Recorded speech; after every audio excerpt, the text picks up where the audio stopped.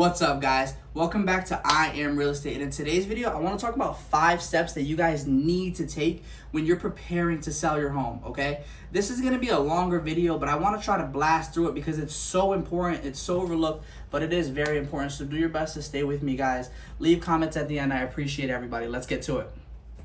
Alrighty, guys, so like I said, this video is going to be about preparing to sell your house, okay? This is not the right video for somebody who's listing next week or listing in a couple days, already has their agent. This is for somebody who's thinking about selling their home. You know, the thought might have crossed their mind, and you know, they're considering selling their home. This is going to be the right video for you. This is going to be to prepare you and to prepare your home to be listed, okay, and to be sold.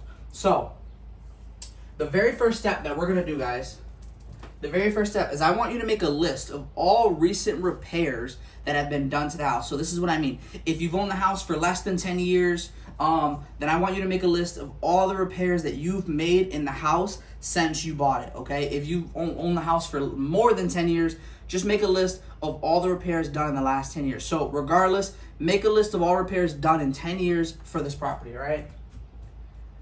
Make a list of recent repairs, all right? And like I said, I'm gonna put 10 years or less, okay? 10 years or less. If you've only lived in the house, if you've only owned the house for 6 years, make a list of all the repairs that have been done in those 6 years, guys. Major repairs, yes. Minor repairs, yes, okay? When you get down the line and you start getting those phone calls from the buyers and from the buyer's agents, one of the first things they're going to ask you is, oh, well, what repairs have been done in this amount of time? What repairs have been done since you've owned the house, okay? If you've owned the house for more than 10 years, like I said, they might just say, hey, what recent repairs have been made to the house? When you're making this list, guys, you want to try to make it on a piece of paper, make it on an Excel sheet, make it on, I don't know, your computer, and do your best to try to find any invoices, any receipts to prove that it's been done. If you're using a licensed contractor, like you should be, then there should be some type of paper trail. Do your best to try to keep track of it over the years. I know that nobody's perfect. I lose stuff all the time. And so do your best to try to find something that proves that you really did, you know, fix a patch on the roof, or you really did, you know, do something different to the foundation. All right, guys? So number 2, guys, we're going to jump right into number 2. Number 2 is you're going to do a mini home inspection. Okay? Mini home inspection. Now, I don't actually mean for you guys to go spend $500 and for you guys to hire an inspector to spend 2-3 hours in your house and come and tell you everything that's wrong with it. That's not what I want you to do. What I'm saying is for you to get a clipboard, get a piece of paper, walk around the exterior of your house, okay? I want you to get a piece of paper, walk around the interior of your house, walk around the basement, walk around the attic, walk around the kids' room, walk around, you know, the bathrooms, okay? And I want you to do a mini home inspection. Now, I know that a lot of us out there don't know everything about houses. Sometimes we look at something and we don't even realize it's wrong. That includes myself, okay? I've been doing real estate for a couple years, and I still don't see everything that the inspectors see. So I want you, when I say do your mini home inspection, I mean do the inspection and do it to the best of your ability. I don't expect you to go out there and find every single thing and realize every single thing. No, that's not what I'm saying. But do it to the best of your ability. And with this mini home inspection, you guys are going to jump right into number 3. And you guys are going to come up with things on your list. You guys can call this 2A. You guys can call it 3. Call it whatever you want. But with your mini home inspection, come up with a list of repairs you're willing to make. All right, so I'm going to put repairs you are willing to make, okay? Now, I know that you guys might walk around the house and you might say, oh, well, you know what? I know that we need to get the roof changed. Or you guys might walk around the house and say, oh, well, you know what? I know that we should bring a plumber by because there's a leaky faucet. And we don't always have the money for everything. You know, people don't have $10,000, $12,000, $15,000 to just replace the roof in a day. Not everybody has it, guys. But make a list of things that you are willing to make a difference on. Make a list and say, hey, you know what? I'm willing to fill the hole in the wall that Tommy, you know, elbowed into it 6 months ago. We're willing to change that piece under the faucet that's kind of been leaking a little bit. You know, we might be willing to change that siding that blew off when the wind came. The small things, the major things, doesn't matter, guys. With this list, with your mini home inspection list, you guys are going to come up with a list of things that you're willing to do. You might have the money to fix everything, and that's great, and that means you're awesome and you're amazing, and I want to be just like you someday, because I know even myself, I probably couldn't fix everything, okay? But come up with a list of things that you guys are willing to change, a list of things that you're willing to fix, all right? Now, even if there are some things, I gotta say this, guys, even if there are some things on your inspection, okay, your mini inspection, you might say, oh, well, you know what? We can't change the electrical panel right now, so it's not a good time to list. That doesn't mean that. It doesn't mean it's not time to list. What it means is that you can't change the electrical panel. Not every single buyer and not every single buyer's agent's gonna come in here and say, well, I need a brand new electrical panel. Just because you can't fix something, guys, doesn't mean it's not necessarily time to sell. Just because you can't fix something doesn't mean that your house is not worth selling. That's not the truth at all. Don't let that thought get through your head, okay, guys? Every house out there will sell. There's a house for everybody, okay? So after you guys have done your mini home inspection, after you guys have made the repairs that you guys are willing to make, and so let me also throw this in there real quick before we jump to 4. Repairs that you're willing to make, those are things that you're willing to do, and maybe even that you're willing to pay somebody to do, okay? You might be willing to pay somebody to do the landscaping because, you know, your trees or your bushes have outgrown a little bit. That's okay too. Those small things, those major things, those are the things that you want to try to come up with in your home inspection, and those are the repairs that you want to make. I don't expect you to catch everything in home inspection, but what this does is that later on, when your buyers have a home inspection, you kind of get a better idea of what's coming to you. Cool? Cool.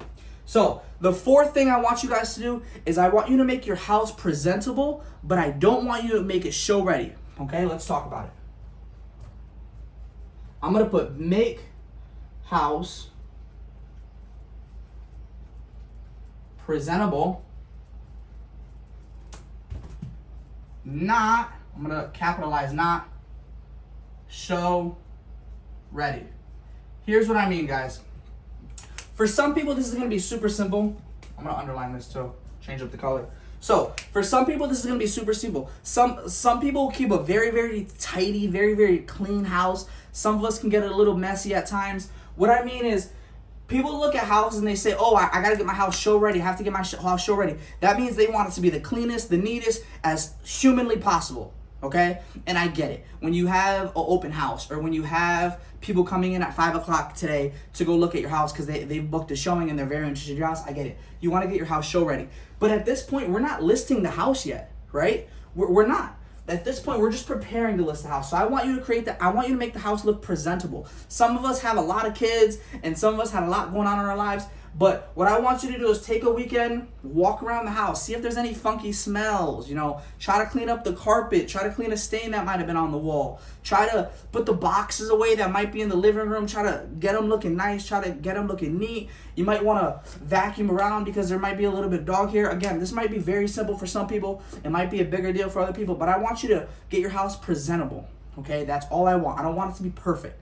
I want it to be presentable. I want to walk in there and I want you to say, oh, you know, welcome to my house. And that's it. All right. Because the 5th step, guys, the 5th and final step is I want you to get, hold on, before we go to 5, guys. Presentable doesn't mean perfect. Let me just say that one more time. Presentable does not mean perfect. Presentable means that anybody could walk in the house right now and you wouldn't have any problem. Okay. You might have toys on the floor. You might have papers where the papers shouldn't be. You might have a box somewhere. That's fine. Okay. I want you to have it presentable, not show ready. I can't stress that enough because I said that to somebody and they're like, oh, well, I need to go and I need to clean and I need to fix this. No. Just have it presentable, okay? Most buyers are going to walk into a house and they're going to say, oh, well, you know, it looks like somebody lives here. They're not looking for this magical home that, you know, that looks like it's perfect and it looks like $1 million house. No. Majority of buyers walk into a house and they say, well, it looks like somebody lives here, and that's okay because they want to live there the same way. All right. So make your house presentable, not show ready. I'm sorry that I stressed that so much, but I just really have to because I don't want you guys to stress out when you guys see this video. So the 5th one, and this one's super, super important, guys. I want you to find an agent that's hard working. Very simple. Find a hard, I'm going to capitalize it as a matter of fact, hard working agent, okay? And we're going to underline this too. Find a hard-working agent. This is what I mean. A lot of people, I've read online and I've seen people Google, oh, best agent in my area, best agent for my neighborhood, or they meet agents and they say, well, how many houses have you sold in my neighborhood?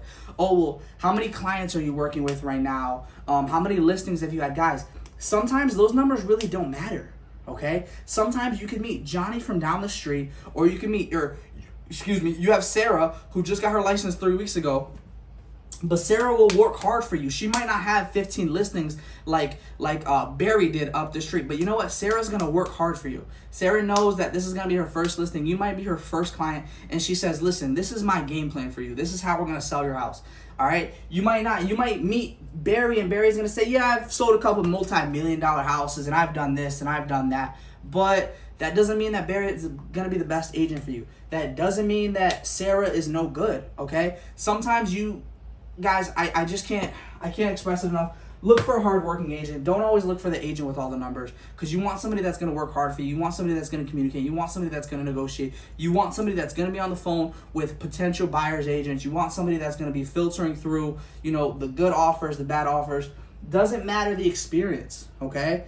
Just because somebody's been in real estate for 3 weeks, 3 months, doesn't mean that they're any worse. Doesn't mean that they're not worth working with, okay? You don't always need the agent that's been in there in the business for 30 years. All right, that's all I got to say. Find a hard-working agent. Numbers don't always matter, guys. I hope that you guys like this video. If you guys agree or disagree with anything, as always, please leave your comments in the comment section. I've been getting a couple more comments lately, and I really, really do appreciate it. I really, really do appreciate the feedback. And I know this was a long video, but again, this is so important. It's so minor, but it's so important. I hope you guys appreciate it. I'm really, really excited to be doing the next couple videos that I'm going to be doing. We got some interviews coming with local lenders and brokers and things like that. So please stay tuned. I always appreciate the support, guys. Follow me on all my social media outlets. I have Instagram, Twitter, Facebook, YouTube, obviously. So I'll see you guys again soon. Have a great day and stay cool, because it's getting super hot out there.